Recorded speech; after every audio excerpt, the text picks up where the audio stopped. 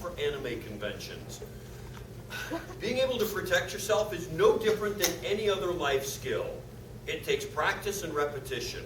Doesn't matter if you want to be a good guitar player, you practice. If you want to be good at driving a car, practice, just not in the parking lot while I'm here. If you want to be good at video games, you practice. If you want to be good at self-defense, you practice. You can't learn to be the next Bruce Lee or Jet Li or whichever one of your martial arts guys is your favorite. I would say Steven Seagal, but nobody picks that. Yeah, Chuck Norris. Chuck has reached a point where he doesn't need to train anymore, though. He just kind of owns everything. He's got the total gym. It's the total gym. That's what does it, too. If you sit on that thing and pull yourself up and down on a metal bar, you too will become Chuck Norris. It didn't work for me, but the total gym is not tall enough for me, so it doesn't work. What is total? Because I just kind of hold on to the top, and it's like doing chin-ups at most people's bars. I'm like, ta-da! Hey, this isn't really that difficult. Anyway, we have... What? Just so we're clear, I am on my meds. I have people ask me every weekend, are you off your meds? No. Not only am I taking my meds, I'm taking hers too. And I'm pretty sure Red Bull and birth control are not supposed to be mixed.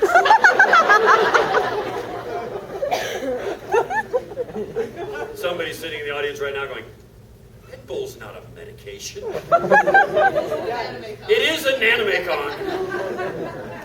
We always have those kids that are mainlining Red Bull so they can stay up all weekend for the con so they don't miss anything. That's not me. But what we're going to do is we're going to take the next, I keep looking over there for the clock that she put back there. We're going to take the next 45 minutes or so and we're going to introduce you to some basic self-defense concepts that you can apply in real-world situations and practicing and repeating them enough that you, number one, remember them, and number two, can do them if the situation arises. That's up to you. But we are going to learn a couple of basic ideas, things that are going to work and help you. We're going to start with kind of a party trick version of the moves. Just by party trick, after I show you this, you're going to understand why I don't get invited to parties very often. Because while most people are going, here, have a drink, I'm going, watch this, crank, oh, sorry. Clean up on aisle 4.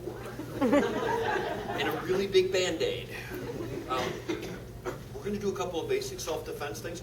One of the reasons why we work so much with women's groups is being able to protect yourself does not require that you're stronger than the person trying to hurt you. I'm not going to lie to you. It helps. Duh.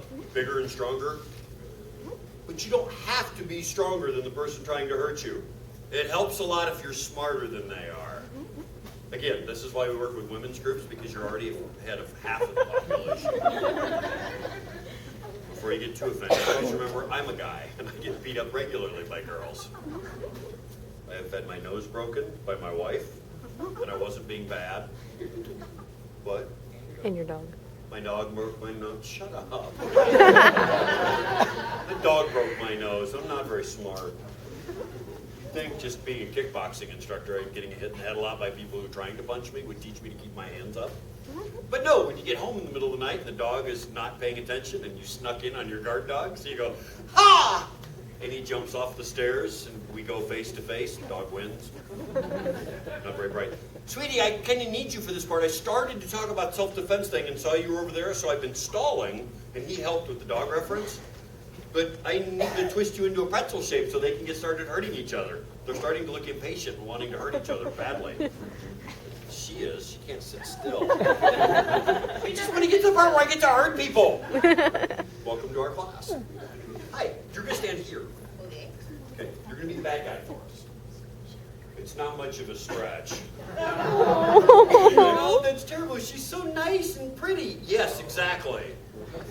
That's the evil.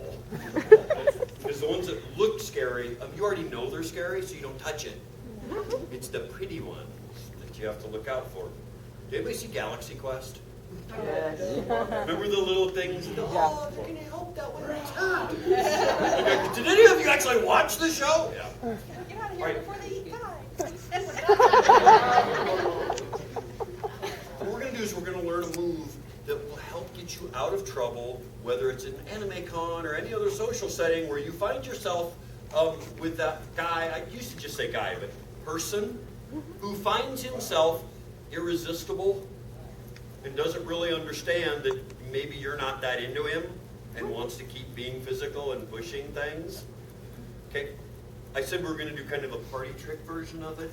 This is the practice version of the move we're going to do. We're going to do this first so we can understand the leverage behind it, and then we're going to make it more directly practical, and then we should have time. We're actually going to take it to a serious level on this. But what we're going to do is this. We're going to have a partner exercise. She's going to be the bad guy. I'm going to be the good guy. We're going to start simply by shaking hands. I know that's not normally how self-defense situations start. I'm the bad guy. I'm here to hurt you. But if they do, you are totally going to know what to do. Okay? We're going to start like this, like you're shaking hands. There are 4 steps to making this move work. All of them are simple, but you have to get them right or the move doesn't work very well. Step number 1, the first thing you're going to do is take your other hand and you're just going to put it on the back of their hand. So basically, you are making a sandwich, and the bad guy is the peanut butter, or ham, or egg salad, or whatever your choice is. Okay? Make a sandwich. Step number 2, you're going to take the sandwich, and I want you to turn it out. See how I created space between her body and her arm? That's important. Please don't take the sandwich and bring it up towards their mouth. This is the wrong time to find out zombies are real. No. Primitive bite reflex. Okay? Step 1, make a sandwich. Step number 2, turn it out. Step number 3 is the only hard part of this. It's still not very difficult, but people lose this because they let the sandwich fall apart. Make sure the sandwich stays together. Step number 3, you're going to go underneath their arm and turn. And I know this is belaboring the obvious, but every week we have people do this wrong. This is not under. That was around. So you guys are laughing. We were in Arkansas 2 weeks ago and people needed that shown again. But it was Arkansas. That's not going to get me invited back, is it? No. Step 1, make a sandwich. Step 2, turn it out. Step 3, go under their arm and turn. And if you happen to be taller than the person trying to hurt you, you have legs and they bend. Okay? Once you go under their arm, please make sure once you come out that you do not stop right here. Because bad guys, even the blonde ones, will figure out that they can simply go whack and smash you in the mouth with their elbow. This is bad. Okay? You're also going to come to a point where you're going to go, I want to put their arm behind their back. Chicken wing. Don't do that. Okay, this move works great if you're a police officer, if you have handcuffs, and a squad car right there to shove them up against, and a partner standing right there with a Glock going, don't move. Okay? But the reason why I don't want you to do that is once you go underneath their arm and turn, you see how I have her arm twisted up? There's tension and pressure on this that we're going to take advantage of in just a moment. If you bring their arm down, as soon as you get to right there, the tension lets off, and it frees her up to be able to move. She can turn and hit you in the face with an elbow, or reverse it into something. Stop it. Less pleasant. Okay, we want to make this simple. So, 1, 2, 3.